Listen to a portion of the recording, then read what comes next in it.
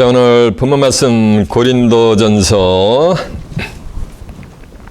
15장 42절이 되겠습니다. 283페이지가 되겠습니다.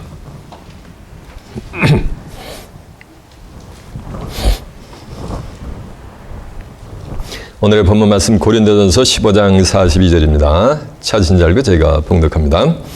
죽은 자의 부활도 이와 같으니 썩을 것으로 심고 썩지 아니할 것으로 다시 살며 욕된 것으로 심고 영광스러운 것으로 다시 살며 약한 것으로 심고 강한 것으로 다시 살며 육의 몸으로 심고 신령한 몸으로 다시 사나니 육의 몸이 있은즉 또 신령한 몸이 있느니라. 아멘. 자, 고린도전서 15장 42절에서 44절까지 봉독을 해드렸습니다. 오늘은 본문 말씀을 토대로 예수 부활의 실상과 재림의 비밀, 이런 제목으로 말씀을 증거해 드리도록 하겠습니다. 자, 주목하셨습니다. 고린도전서 15장 42절에서 44절의 말씀을 통해서 예수 부활의 실상과 재림의 비밀, 이런 제목으로 말씀을 증거해 드리도록 하겠습니다. 오늘은 제목이 말씀하듯이 예수님이 어떻게 부활하셨는가 그 실상을 한번 깨우쳐보자는 거예요. 지금 전 세계 기독교인이 예수님이 어떻게 부활하셨는지를 지금 모르겠단 말이에요. 그 실상을 한번 깨우쳐보자는 거예요, 오늘은. 그리고 또 예수님이 가심을 본 그대로 재림을 하신다 했기 때문에 예수님이 어떻게 부활했으며 어떻게 하늘로 승천했으며 어떻게 이 땅에 재림을 하시는가라는 비밀을 이 한 시간을 한번 깨우쳐보자는 거예요. 이해가 되십니까? 요한복음 3장 16절에 보면 이런 말씀이 있어요. 영생은 곧, 보세요. 요한복음 3장 16절에 보면은 하나님이 세상을 이처럼 사랑하사 독생자를 주셨으니 이는 저를 믿는 자마다 아무도 멸망치 않고 영생을 얻으리라. 그러니까 예수를 믿으면 아무도 멸망치 않고 뭐를 얻는다는 얘기야? 영생을 얻는 거예요. 이 말씀은 멸망을 하면 영생을 얻을 수 있다 없다? 못 얻는다는 거예요. 그런가 하면 요한복음 17장 3절에 보면 영생과 유일하신 참 하나님과 그의 보내신 자 예수 그리스도를 아는 걸 알았어요. 예수를 믿으면 영생을 주고 또 예수를 알면 영생을 준다. 이 말씀은 다시 환원하면 예수 그리스도를 알고 믿는 자들에게는 하나님이 뭘 준다? 영생을 선물로 주신다는 거예요. 시간 증거되는 말씀을 통해서 예수 그리스도를 온전히 아는 가운데 영생에 귀한 축복이 임하는 복된 시간 되시길 바랍니다. 예수를 안다는 것은 십자가에서 나를 위해서 돌아가신 그 피 한 방울 안 남기고 돌아가신 그 예수 나 믿어 이런다 해서 예수를 아는 게 아니에요. 예수를 안다는 것은 왜 예수님이 이 땅에 성탄을 하셨는가, 예수님이 이 땅에 성탄을 한 이유가 성경에 기록되어 있단 말이에요. 그리고 이 땅에 성탄을 하셔가지고 왜 예수님이 십자가를 지셨는가, 예수님이 십자가를 진 이유가 있단 말이에요. 구약 성경에서부터 예언이 되어 있단 말이에요. 예수님이 성탄을 하셨는데 십자가를 안 지셔. 그러면 성탄의 의미가 있어요 없어요? 성탄하신 게 다 무용지물이 되어버리는 거예요. 그러니까 예수님이 십자가를 졌단 말이에요. 세상죄를 지고 가셨는데 십자가를 지시고 해서 부활을 하지 않으셔도 그러면은 예수님이 십자가 진 의미가 없어지는 거예요. 예수님의 부활은 기독교인들, 예수를 믿는 자들의 부활과 또 직결이 되어버린단 말이에요. 예수님이 부활을 하셨는데 허구한 교회마다 다니면서 푹 그냥 나타나셔가지고 너희에게 평안하뇨 이러면 어떻게 돼요? 부활의 의미가 없는 거예요, 여러분. 예수님이 부활하셨으면 반드시 뭐를 하냐면 승천을 하셔야 되는 거예요. 성경에 예수님이 왜 승천을 하셨는가라는 승천의 뭐냐면 이유가 비밀이 기록이 되어 있단 말이에요. 뭐 때문에 승천하셨는가 하늘로. 승천하셨는데 하나님 보호자 우편이 너무 좋다 그래가지고서 마냥 영원히 거기 계시면 또 승천을 하신 의미가 없는 거예요. 반드시 예수님이 이 땅에 뭐 하는가? 재림을 하셔야 되는 거예요. 왜 이 땅에 예수님이 재림을 하시는가? 라는 이유가 또 성경에 구구절절히 기록이 되어 있단 말이에요. 이런 일련의 사건을 알고 믿는 게 그게 예수를 믿는 거예요. 첫 번째, 예수님의 무슨 비밀? 탄생의 비밀이 있단 말이에요. 성탄의 비밀이 있고. 두 번째는 예수님의 뭐? 맞아요. 예. 십자가를 지시고 인류의 구속사역을 이룬 이유가 있단 말이에요. 세 번째는 뭐가 있어요? 예, 부활의 의미가 있단 말이에요. 이 시간에는 예수님의 부활의 실상을 한번 깨우쳐 보자는 거예요. 오늘날 기독교인들이 도마에게 보여준 예수님의 손에 뭐야? 못자국 보고 옆구리에 만인가? 창자국 난 그 모습으로 예수님이 부활한 거로 지금 오늘날 기독교인들이 지금 알고 있단 말이에요. 천만의 말씀.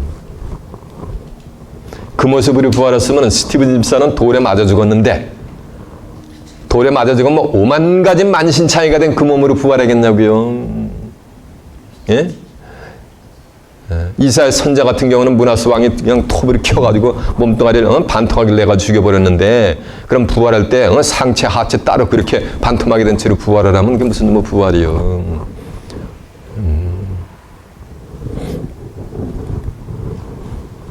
예수님이 부활할 때 희한한 일이 있었어요. 예수님은 요셉의 아들 예수가 그리스도인 것을 아무도 모르고 있었단 말이에요. 예수님이 하늘과 땅의 모든 권세를 가지고 오신 그 비밀을 하나님의 백성이라고 하는 이스라엘 백성들이 아무도 모르는 거예요. 그래서 예수님이 천국에 가는 복음을 쫙 이렇게 설파하면서 이스라엘 백성들로부터 제자들로부터 자기의 정체를 약간씩 감지하게끔 하늘의 메시지를 설파하는데 그래도 못 알아듣는 거예요.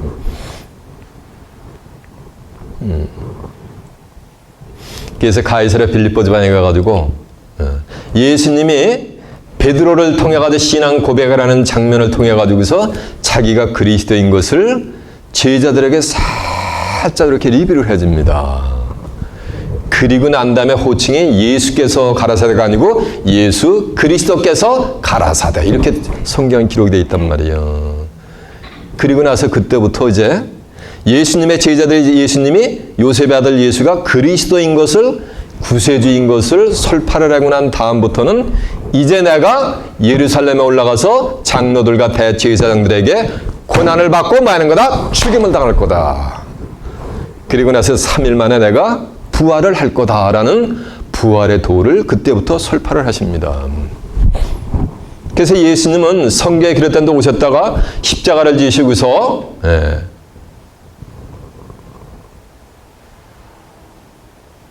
무덤에 묻혔단 말이에요. 그래서 무덤에 묻히고 사흘이 되는 막달라 마리아, 7 귀신 들렸던 막달라 마리아가 안식 후 첫날 새벽 미명에 예수님이 묻힌 그 무덤을 찾아가니까 돌무덤인데 돌이 옮겨져 있고 예수님의 시신이 온데간데 없는 거예요. 그래서 막달라 마리아가 제자들이 모인 곳에 뛰어 올라가가지고서 우리 주님께서 부활했다는 것을 제자들에게 처음으로 고지해 줍니다. 그러니까는 예수님의 사랑하는 수제자 둘이 있었는데 그게 누구요? 네, 맞아요. 베드로와 누구요? 요한이요. 베드로와 요한인데 베드로는 좀 키가 좀 컸던 것 같아요. 그리고 요한은 키가 자그마했던 것 같아요. 근데 뜀박질은 누가 더 잘하냐면 요한이가 뜀박질을 더 잘해요. 두 사랑하는 제자가 예수님의 무덤으로 달려가가지고서 예수님의 돌이 옮겨지고 예수님의 시신이 없어지고서 예수님이 부활한 것을 수제자가 확인을 하고서도 그들은 다 자기들의 집으로 다시 돌아갑니다. 근데 막달라 마리아가 예수의 무덤가에서 엉엉 울고 있으니까 두 천사가 나타나가지고서 여자여 어찌하여 울며 누구를 찾느냐 라고 하는 거예요. 그래서 뒤를 쫙 쳐다보니까 부활하신 예수님이 계신 거예요. 근데 막달라 마리아가 부활하신 예수님을 못 알아봅니다. 그러니까 예수님이 여자여 어찌하여 울며 누구를 찾느냐 라고 하니까 막달라 마리아가 부활하신 예수님이 동산치기인 줄 알고 당신이 우리 주님의 시신을 가져갔거든 내게 알려주소서라고 하는 거예요. 그러니까 3일 전까지 함께 동행했었는데 예수님하고 3일 후에 막달라 마리아가 예수님을 알아봐야 뭘 알아봐요?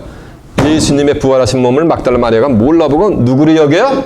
동산지기인 줄 알고서 얘기하니까 예수님이 마리아요 라고 하니까 막달라 마리아가 부활주님을 알아보고서 라보니 라고 하면서 달려오려고 그러니까 예수님이 내게 가까이 하지 말거라. 내가 아직 나를 만지지 말거라. 내가 아직 아버지께로 올라가지 아니하느니라 라고 하는 장면이 일어납니다. 그리고 나서 그날 저녁에 막달라 마리아가 부활주님을 처음으로 만났단 말이에요. 7 귀신 들렸던 여인이. 그리고 나서 그날 저녁에 제자들이 모인 곳에 가서 예수님이 부활했다는 것을 설파를 하고서 딱 제자들이 모였는데 그날 저녁에 예수님이 벽을 팍 뚫고서 부활주님이 나타나가지고 너희에게 평안하뇨.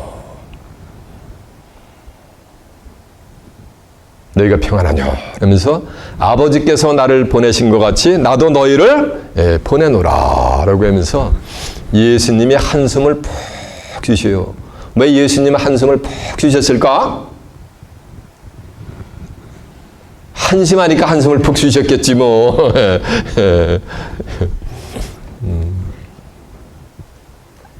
그러면서 성령을 받으라 라고 하면서 어마창창한 권세를 제자들에게 주는 장면이 나와요.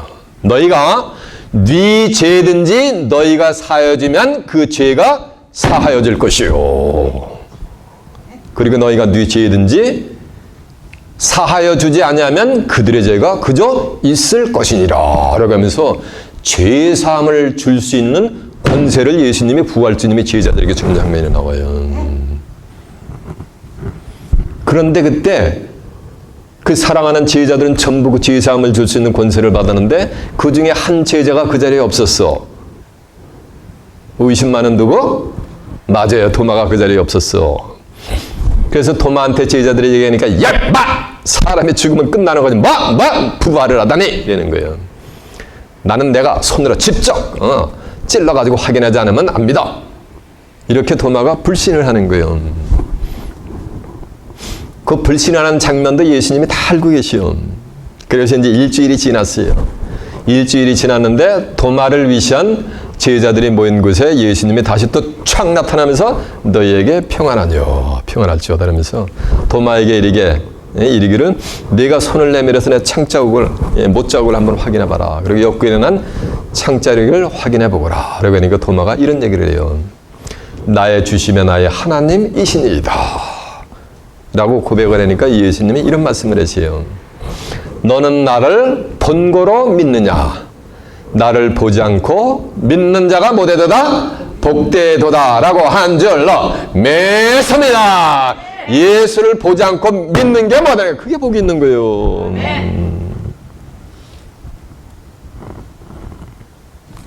도마에게 손에 못자국 옆구리에 창자국 난 것은 요셉의 아들 예수가 마리아의 몸뚱아리에서 나온 예수가 하나님의 아들 그리스도이심을 뭐냐면 믿게 하려고 뭐로 보여줬냐면 표적으로 보여준 것이니다 라는 것이 성경에 뭐냐면 기록이 되어 있단 말이에요. 그러면 도마에게 보여준 손에 못자국 옆구리에 창자국 난 거는 그건 예수님의 부활하신 모습이 뭐라는 얘기야? 아니라는 거요. 예수께서 하나님의 아들임을 믿게 하기 위해서 뭘 보여준 거야? 표적으로 보여준 거야. 표적으로. 그건 예수 부활의 실상이 뭐라는 얘기야? 아니라는 거요. 기독서등 같은 데 가면 예수님이 천군 천사 대동여기서 쫙 이러고서 재림하는 그 성화들 보죠? 그게 예수 부활의 실상이 뭐라는 얘기야? 아니라는 거예요. 자, 그 증거 내용을 한번 확인해 보겠습니다. 요한복음 20장 한번 가보세요. 요한복음 20장 30절 한번 가보세요.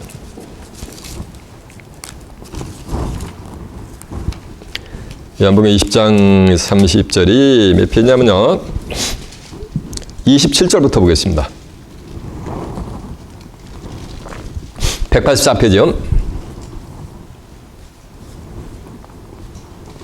24절부터 보면 12제자 중에 하나인 디두모라 하는 도마는 예수께서 예수 오셨을 때 함께하지 아니한지라 다른 제자들에게 이르되 우리가 주를 보았노라니 도마가 가로되 나는 내가 그 손의 못자국을 보면 내 손가락을 옆구리에 넣으며 내 손을 옆구리에 넣어보지 않고는 믿지 아니하겠노라 하니라. 여드레는 일주일인 거야. 여드레가 지나서 제자들이 다시 집 안에 있을 때 도마도 함께 있고 문이 닫혔는데 예수께서 오사 가운데 서서 가라사대 너희에게 평강이 있을지어다 하시고 도마에게 이르되 네 손을 이리 내밀어 내 손을 보고 네 손을 내밀어 내 옆구리에 넣어보라. 그리하고 믿음 없는 자가 되지 말고 믿는 자가 되라.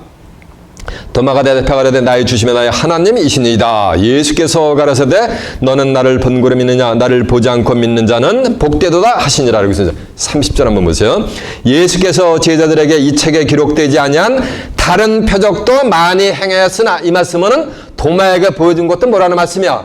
표적이라는 얘기지. 그러면서 31절 오직 이것을 기록하면 너희로 예수께서 하나님의 아들 그리스도이심을 믿게 하려 하며 또한 너희로 믿고 그 이름을 힘입어 생명을 얻게 하려 하심이니라라고 한 줄 매섭니다. 그러면 도마에가 보여준 것은 뭐라는 말씀이야? 예수 부활의 실상이 아니고 뭐라는 말씀이야? 표적으로 보여진 거지. 그러면 예수님은 어떻게 부활했냐 하는 걸 알아봐야 될 거 아니에요. 제가 지금 뭐라 그러냐면은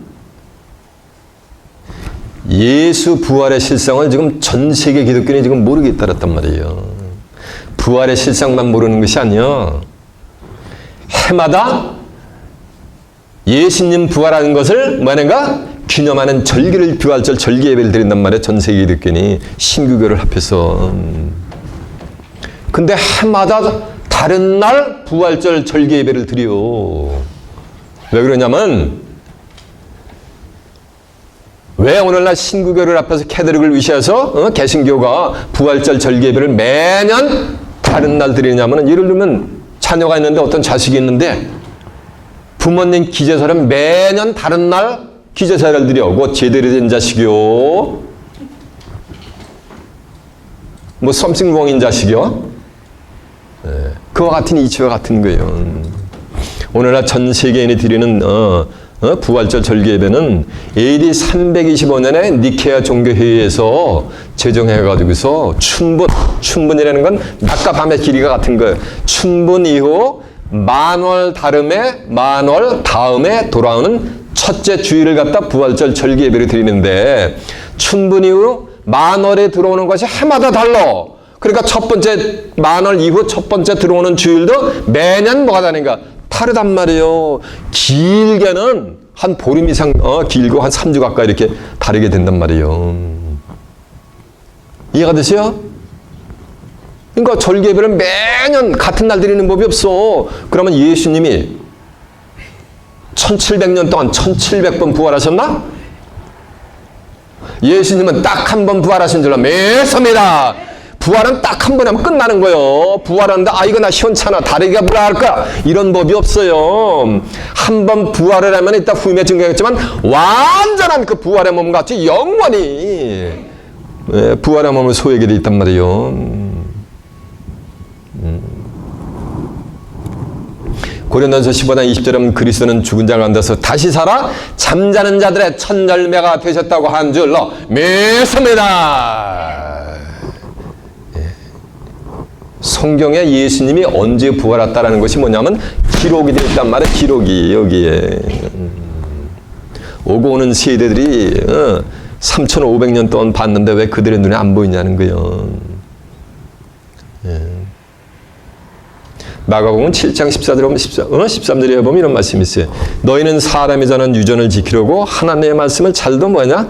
폐하는 거예요. 폐하는 거예요. 하나님의 말씀을 버려버리니까 알 수가 없는 거지.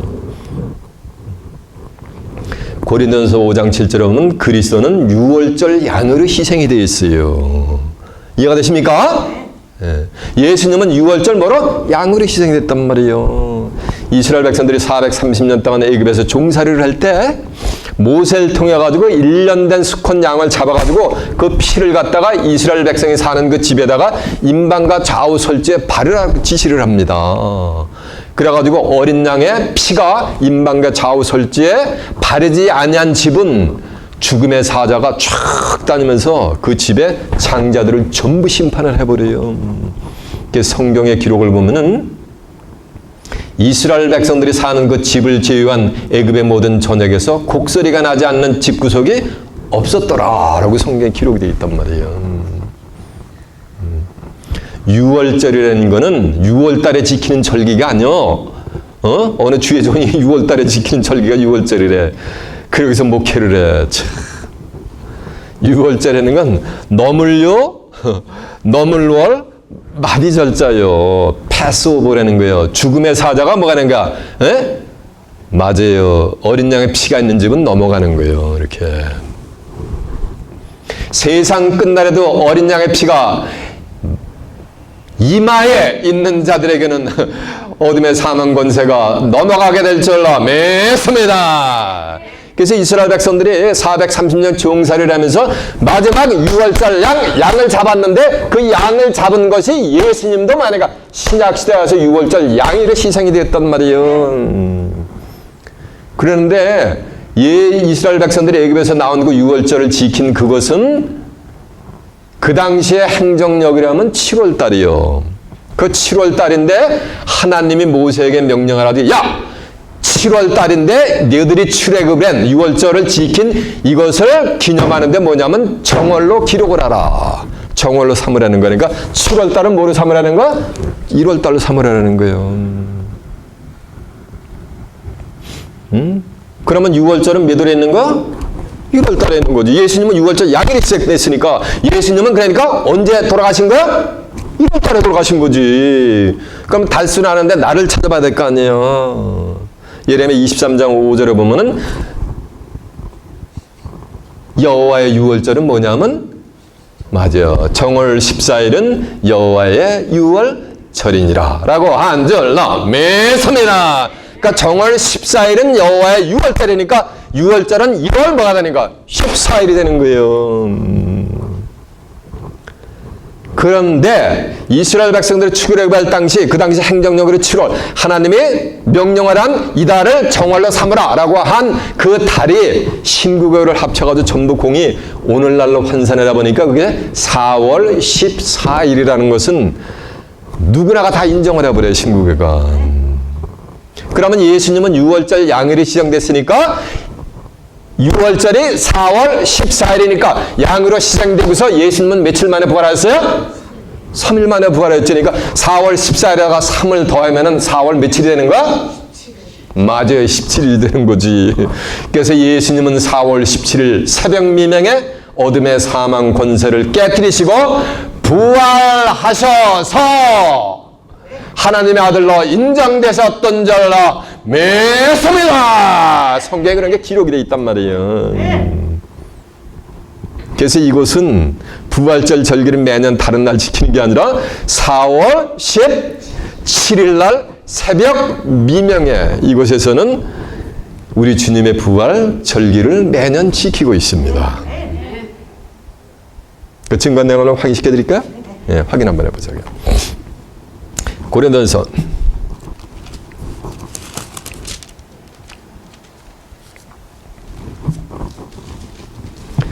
5장 7절에 몇 페이지냐면 268페이지요.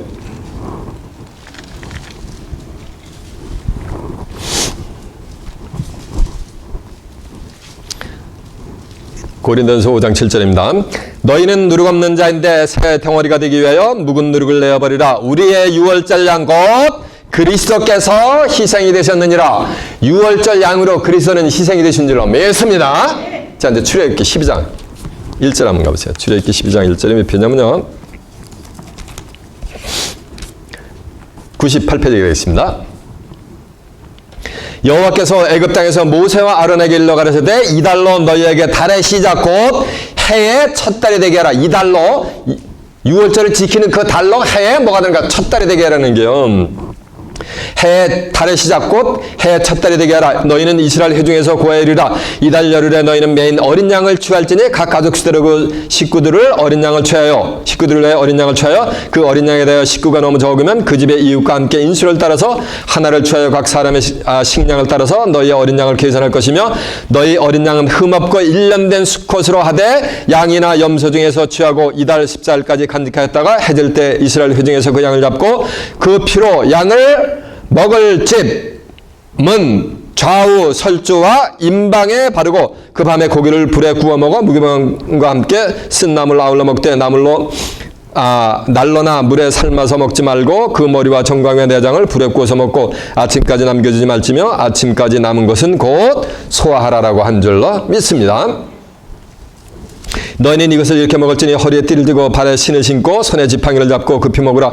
이것이 여호와의 뭐다? 유월절이니라라고 한 줄로 믿습니다. 그러니까 예수님은 유월절 양일이 시작되는데 정월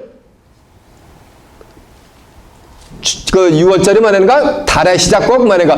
정월을 갖다가 유월절로 지키라는 얘기예요. 그러면서 이제 레위기 23장 5절 한번 가봅니다. 레위기 23장 5절에 몇 표냐면요.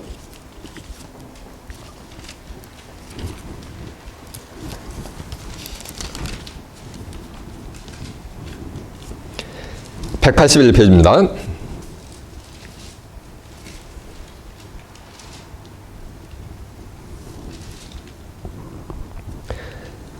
사절부터 보면은 기한이 미쳐 너희가 공파하여 성회로 삼을 여호와의 절기는 이러하니라. 정월 14일 저녁은 여호와의 유월절이니라. 그러니까 정월 14일 1월 14일이 여호와의 뭐라는 말씀이야?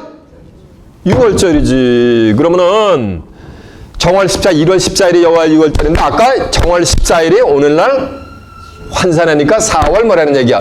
14일이란 말이에요. 그러면서 예수님은 3일 만에 어둠의 사망 권세를 깨뜨리시고 부활하신 줄로 믿습니다. 그 잠자는 자들 천모가 됐다 그랬어요. 열매가 되셨다는 얘기요. 죽은 자가 그리스도께서 죽은 자 가운데서 다시 살아. 이 말씀은 다시 살았으니까 부활한 거지. 다시 붙자 살활자. 그죠? 그래서 잠자는 자들. 성경의 잠은 죽음을 잠으로 비유했거든요. 요한복음 11장 11절에 보면 나사로가 자느니라 그랬거든요. 잠자는 자들의 천모가 되었다 열매가 되셨다 그랬는데 어떻게 예수님이 잠자는 자들의 첫 열매를 부활했냐는 거예요. 이해가 되세요? 예수님이 부활하는 것을 어떻게 부활하는 것을 알아야지 예수님이 어떻게 재림하는 것을 뭐라니까 알 수가 있는 거잖아. 왜? 가심을 본 그대로 말인가 그대로 재림하신다 그랬으니까. 베드로전서 3장 18절에 보면 이런 말씀이 있어요. 그리스도께서 죄를 위하여 한 번 죽으사 의인으로서 불의한 자를 대신하였으니 이는 우리를 하나님께로 인도하려 하심이라. 육체로는 죽임을 당하시고 영으로는 뭐하는가? 살리심을 받으셨느니라라고 한 줄 믿습니다. 그러니까 육체는 뭐하는가? 죽음을 당한 거예요. 그리고 뭐로 부활했다? 영으로 살림을 받았단 말이에요. 예수님이 이미 육체는 죽음을 당하고 영으로 부활할 것을 이미 구약에 예언을 해놨단 말이에요.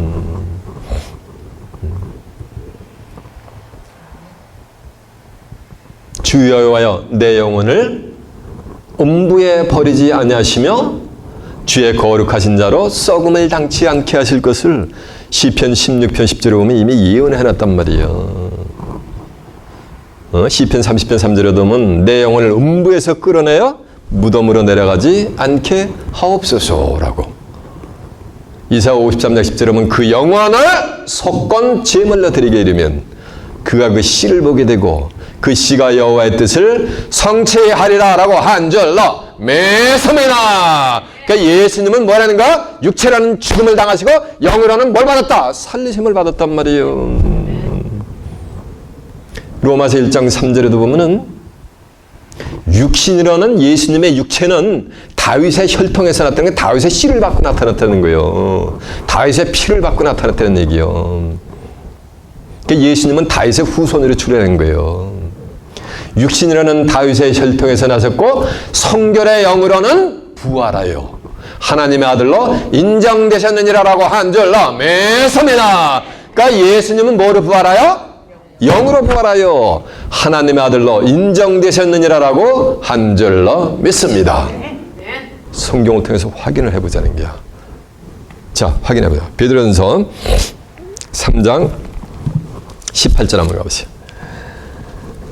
380페이지가 되겠습니다.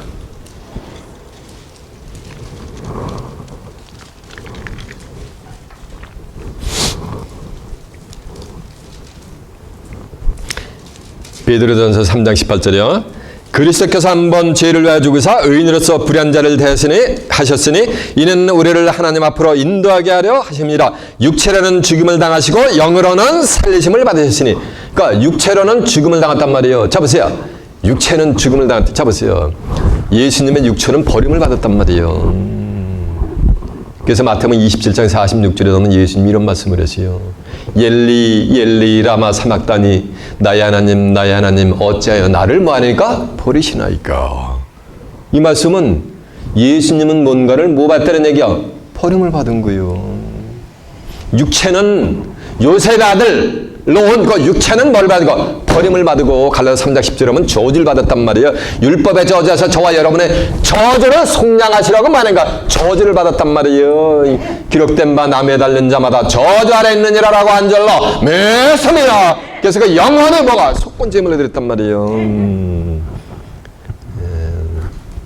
로마서 1장도 한번 확인해봐. 로마서 1장 3절. 다 증거 내용들을 제가 확인시켜 드리는 거예요. 로마서 1장 3절입니다. 그 아들로 말하면 육신으로는 다윗의 혈통에서 나셨고 성결의 영으로는 죽은 자 가운데서 부활하여. 그러니까 뭐로 부활했다는 얘기야? 성결의 영으로 부활했다고 써 있잖아. 부활하여 하나님의 아들로 인정되었으니 우리 주 예수 그리스도 신이라라고 한 줄로 믿습니다. 우리 주 예수 그리스도는 그래서 뭐로 부활했다는 얘기야? 영으로 부활했다고 여기 써 있잖아, 성경에. 왜 못자국 창자국 난 거로 부활했냐고. 이런 사람의 몸뚱아리로 부활한 거냐고. 알고 있냐고. 성화 같은데 뭐 영은 불가시적인 거 볼 수 있는 게 아니야. 또 보여줄 수 있는 것도 아니라 불가현적인 거요.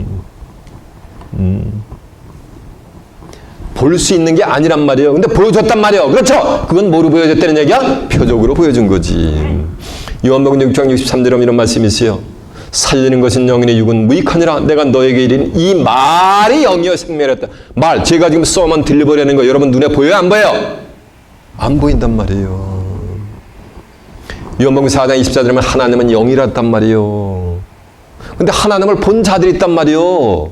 이해가 되십니까? 근데 영은 볼 수가 있는 게 뭐라는 얘기야? 아니란 말이에요. 자, 시편 한번 가보세요. 시편 16편 10절에 보면 증거 내용을 확인시켜 드리는 거. 이는 내 영혼을 음부에 버리지 아니하시며 주의 거룩한 자로 썩음을 당치 않게 할 것임이니라라고 한 줄로 믿습니다. 그래서 예수님의 영혼은 음부에 버림을 받았다 안 받았다? 예, 버리지 않았단 말이에요. 자, 이제 시편 30편 3절 한번 가보세요. 여호와여 주께서 내 영혼을 음부에서 끌어내어 나를 살리사 무덤으로 내려가지 않게 하셨나이다라고 이미 예언이 되어 있단 말이에요. 예수님은 뭐로 부활할 것이? 영혼으로 만약가 부활할 것이 이미 성경에 예언이 되어 있단 말이에요. 이해가 되세요? 자, 그러면은 예수님이 뭐냐면 육체로는 버림을 당하고, 자 보세요. 육체는 주먹이라는 건 성경 보라는 얘기 아니라 저를 쳐다보라는 얘기예요. 오늘날 기독교인들이 부활을 지금 어떻게 믿느냐면은 이 전생에 지금 이 가졌던 이 육체가 죽으면은 이 육체로 이게 부활하는 걸 알고 있단 말이에요. 이해가 되세요? 그래서 어느 기독자들은 아주 그냥 신실한 기독교 교단은 신자들이 죽으면 화장을 안 해요. 왜?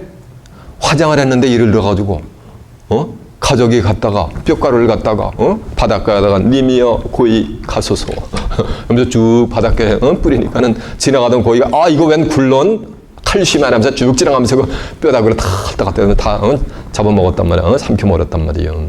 근데 지나가던 어부가 뼈가루를 삼킨 그 고기를 잡았어. 잡아가지고 매운탕을 끓여가지고 먹었어. 몸속에서 소화가 돼가지고 뒤로 다 배설을 했어. 배설을 해가지고 작물을 재배해가지고 토마토가 열렸어. 토마토를 또 농부가 먹었어. 그러기를 쉴 수 없이 했는데 이런 부활 때는 어떻게 부활할 거요? 그 몸뚱아리가? 응?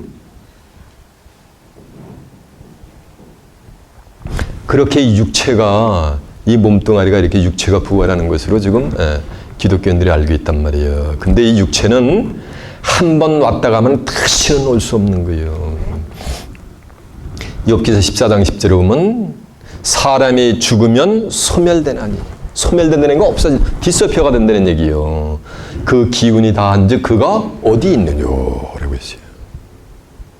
육체는 한 번 왔다가 가면 그걸 끝나는 거예요.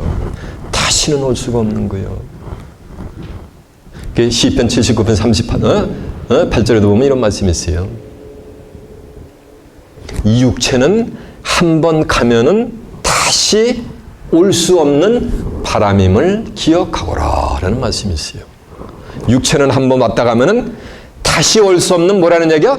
바람이랑 바람이 싹 불어갔단 말이에요. 그 바람이 다시 또 싹 불어가지고 왼쪽 밤은 또 스치니 나고 오른쪽 밤은 스치고 간 바람이, 그럴 수가 말인가? 없는 것과 같이 육체는 한 번 왔다가 가면은 그거를 말하는 게 끝이라는 거예요. 그래서 너는 흙이니 어디로 갈지어다? 흙으로 돌아갈지어다 했단 말이에요. 이해가 되세요? 자, 욥기서 14장 한번 빨리 확인해 보고 나가겠습니다.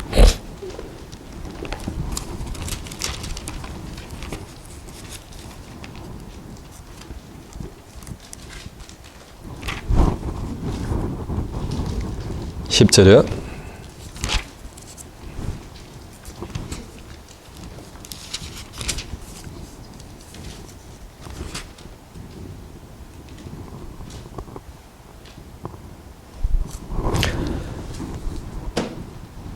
사람이 죽으면 소멸되나니 그 기운이 끊어진즉 그가 어디 있느뇨. 사람이 죽으면은 뭐 한다는 말씀이야? 소멸이 된다는 얘기요. 자, 시편 78편 39절 한번 가보세요. 858페이지요. 저희는 육체뿐이라 가고 다시 오지 못하는 바람임을 기억하셨음이니라 라고 한 줄로 믿습니다. 이 육체는 한번 왔다 가면은 다시 오지 못하는 뭐와 같다는 얘기야? 바람과 같다는 얘기요. 이해가 되십니까? 자, 이제 주목하세요. 그러니까 예수님은 육체는 버림을 당하고 뭐가 부활했다는 얘기야?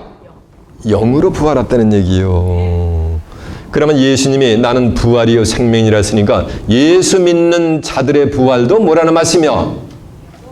부활이라는 거는, 부활을 하려면은 이 육체는 한번 뭐 해야 되는가? 죽어야 되는 거야. 그게 부활인 거요. 그 죽었던 그 영혼이 뭐 하는가? 부활을 한다는 거예요. 이해가 되십니까? 그래서 이제 부활의 비밀을 좀 더 자세히 알아보기 위해서 이제 오늘 본문 한번 가봅니다. 본문이 어딥니까, 이제?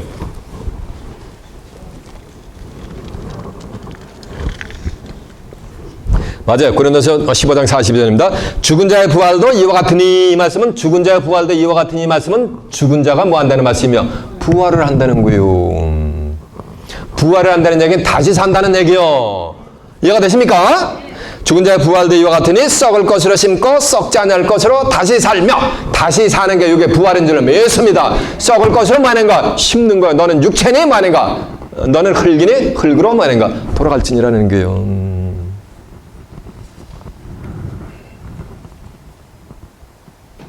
순교자들도 뭐 하는가? 썩을 것으로 뭐 하는가? 심었단 말이에요. 이해가 되십니까? 육체가 순결당하고서, 그러고서 썩을 것으로 심고 썩지 아니할 것으로 다시 살며, 이러니까는 저 보세요. 썩지 아니할 것으로 다시 살며, 이 말씀은 부활의 몸은 다시는 썩는다 안 썩는다?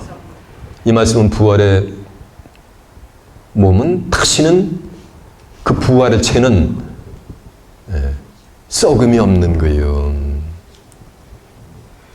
무슨 말씀 이해가 되십니까? 이게 성경의 비밀이에요. 한 번 부활을 하면 그 부활체를 가지고 영원히 산다는 거예요. 썩지 않는다는 얘기는.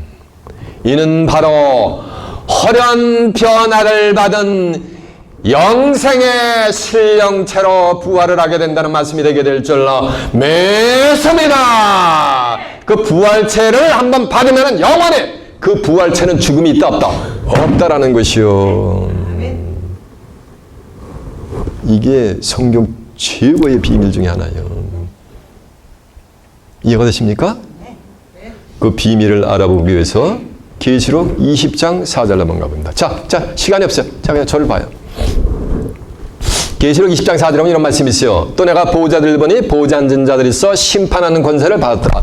또 내가 보니 예수의 증거와 하나님의 말씀이라서 목배임을 받은 자의 영혼들, 예수의 증거와 하나님의 말씀이라서 목배임을 받은 자의 영혼들은 순교자들의 영혼이 될 줄로 믿습니다. 그러니까 순교자들의 영혼은 육체가 뭐였어요? 죽었잖아. 순교당했으니까 흙으로 갔는데 그 흙으로 간 순교자들의 육체는 다시는 온다 못 온다?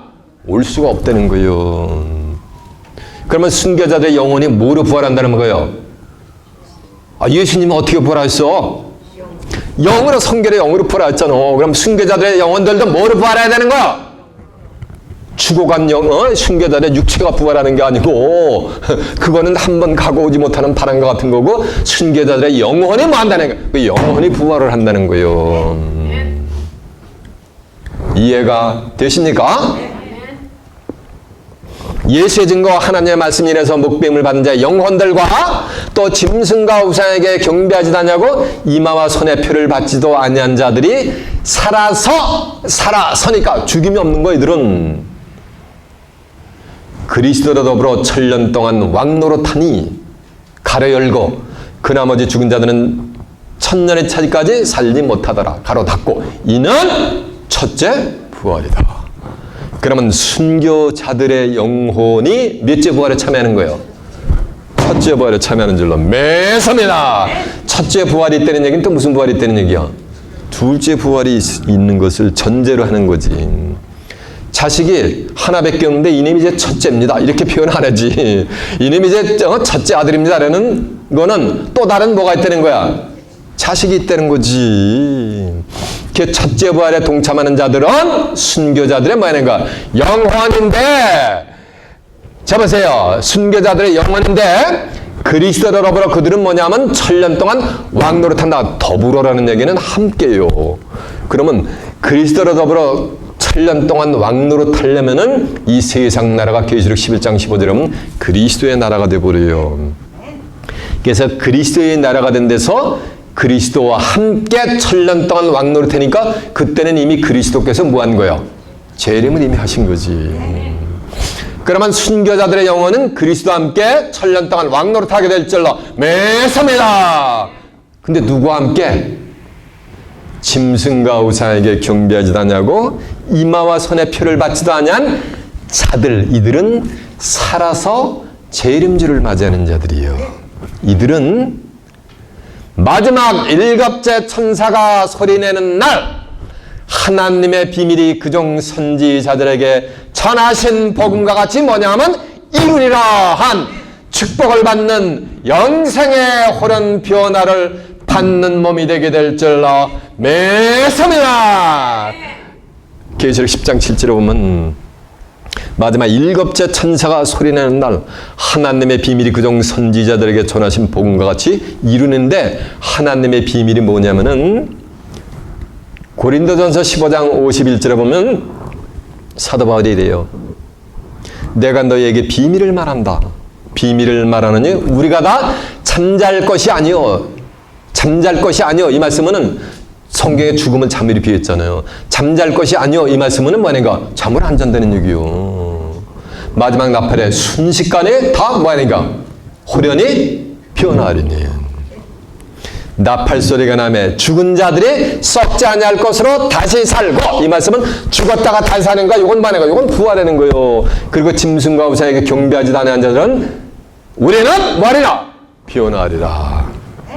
그러면서 하는 말씀이 이 썩을 것이 썩지 아니할 것을 입겠고, 이 썩을 몸이잖아, 육체. 내 나름 120년이 되리라 가지고 썩어 문드러질 거 아니야. 흙으로 갈. 이 썩을 것이 썩지 않을 것으로 뭐하는가? 다시 사는 거요.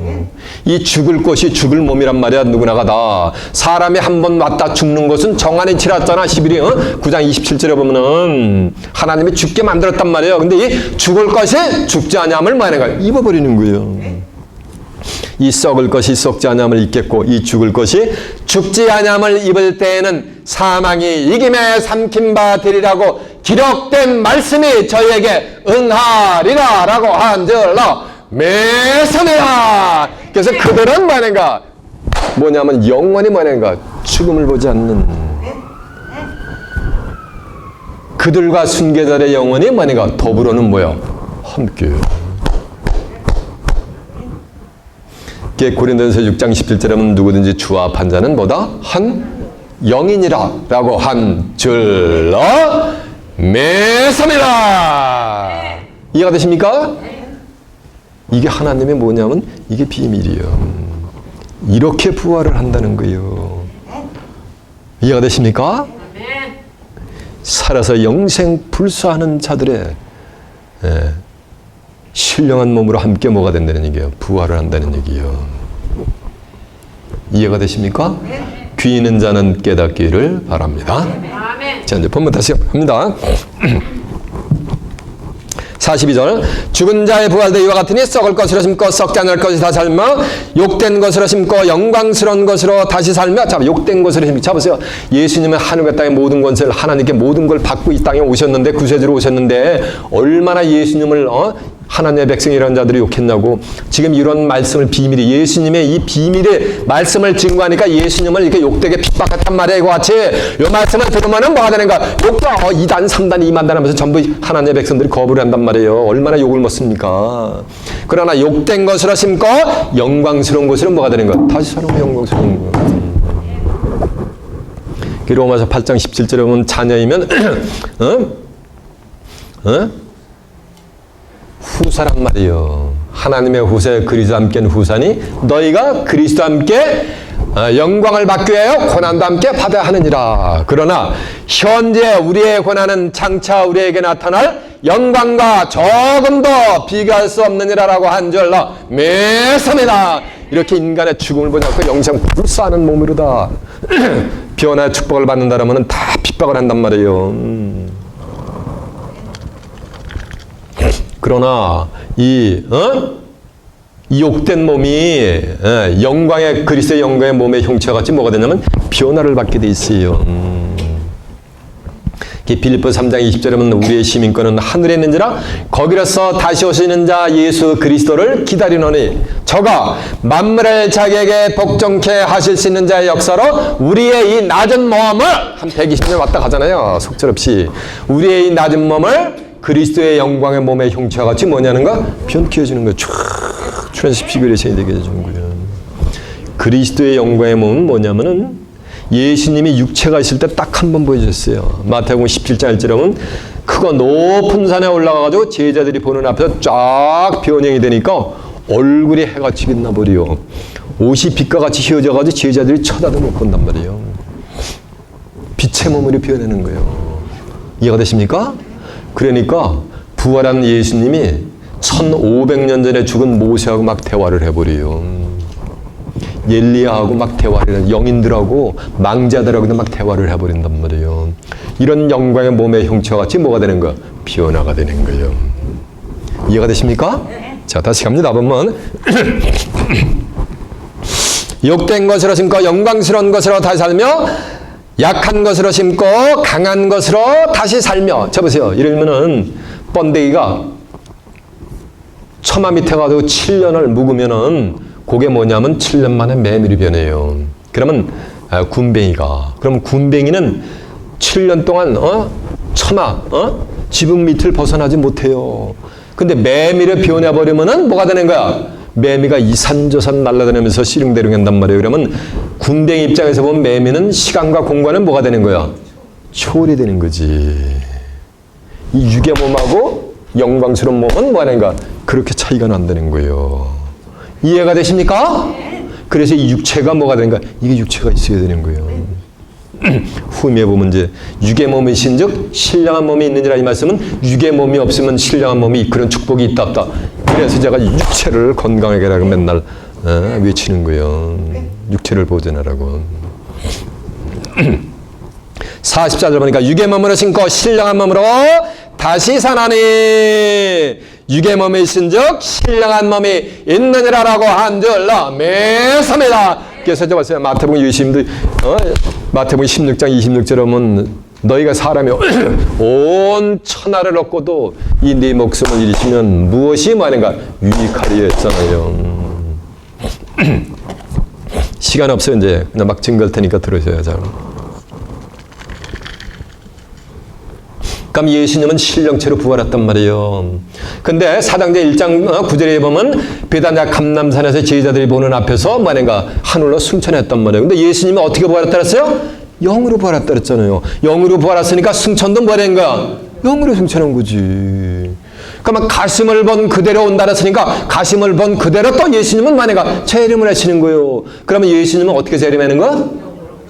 영으로 재림한단 말이에요. 그럼 꼭 이렇게 증거를 하면 여호와의 증인 같은 소리가 내린단 말이에요. 여호와의 증인들은 1920년대 영으로 이미 재림을 했다거든. 예수님이 재림하면 이 땅에 그리스도의 나라가 이루어져가지고 복음 전할 필요도 없어. 근데 여호와의 증인들 왜 집집마다 두치두치 다니면서 복음을 전해? 그 성경하고 비교하면 맞아야 안 맞아야? 다른 복음을 전하는 거예요. 하늘에서 내려온 천사라도 다른 복음을 전하면 저주를 받는다 그랬어요. 근데 중요한 것은 마태복음 24장 30절은 예수님이 구름을 타고 모든 능력과 영광으로 온데 영광으로 오는 것을 본다 그랬거든. 이게 대관조 어떻게 된 거냐는 거예요. 누가복음 17장 20절에 보면 하나님의 나라는 볼 수 있게 임하는 것이 아니요 볼 수 있게 임하는 것이 아니라 너희 안에니라. 너희가 인자의 날 하루를 보고자 하되 볼 수가 있다 없다? 없단 말이에요. 근데 영광으로 또 온다는 건 뭐냐는 거예요. 그건 비유의 말씀이요. 요한복음 16장 7절에 보면 내가 너희에게 예수께서 이 모든 말씀을 전부 마태복음 13장 34절은 비유를 얘기하는데 한 가지를 실상을 얘기하는데 내가 너희에게 실상을 말하느니 내가 떠나가는 것이 너희에게 유익이다. 내가 떠나가지 않으면 보혜사가 너희에게로 오시지 않을 것이요 내가 가면 내가 오는 것이 누굴 보낸다? 그를 보내리니 그가 와서 죄에 대해서 의에 대해서 심판에 대해서 세상을 책망하시리라. 죄에 대하면 저희가 나를 믿지 아니하며 의에 대하면 내가 아버지께로 가니 다시는 너희가 나를 보지 못한다. 이게 하나님의 의요. 이해가 됐습니까? 그러니까 내가 가면 내가 오는 거야. 누굴 보내는가? 그를 보내는 거예요. 이해가 되십니까? 그 빌립이 요한복음 14장 8절에 하면 주여 가시는 마당에 아버지를 보여주고 가시옵소서 라고 하니까 예수님이 이래. 야 나를 보았으면 아버지를 보았거늘 너희가 어찌하여 아버지를 보이라고 하느냐. 그러니까 빌립은 예수 속에 있는 아버지를 못 본 거예요. 말씀이 육신화가 된 아버지를 못 보신 거예요. 하나님은 요셉의 아들만 본 거예요. 이해가 되십니까? 그러면 세상 끝나라도 재림할 때는 누구를 통해서 보라는가? 그를 통해서 재림주를 보라는 거예요. 누가복음 21장 17절에 보면 인자가 구름을 타고 모든 능력과 영광을 오는 것을 보리라. 이런 일이 시작되거든 너희는 일어나 머리를 몰라 풀라. 너희 구속이 가까웠느니라 라고 한 줄로 매서매라. 계시록 3장 21절에 이기는 그에게는 내 보좌에 함께 앉게 해주기를. 내가 이기고 예수님이 이기고 아버지 보좌 하나님 보좌에 앉은 것과 같이 뭐하는가 하는 거예요. 그렇게 우리 주님은 재림하시는 거예요. 이제 그리스도의 재림의 비밀을 온전히 부활과 재림의 비밀을 온전히 깨우쳐 받으셨습니까? 그러면 여러분은 이 육체의 생명을 보존해서 마지막 나팔의 순식간에 호련 변을 받아 다시 오시는 이 땅에 재림하는 재림주를 맞이하고 그리스도와 함께 1000년 동안 왕노릇하고 살아서 다가오는 새하늘 새 땅을 유업으로 받아 그곳에서 하나님과 예수 그리스도와 함께 영생 복락을 누리는 귀한 축복이 임하시길 예수님의 이름으로 축원합니다. 자, 말씀 마치겠습니다.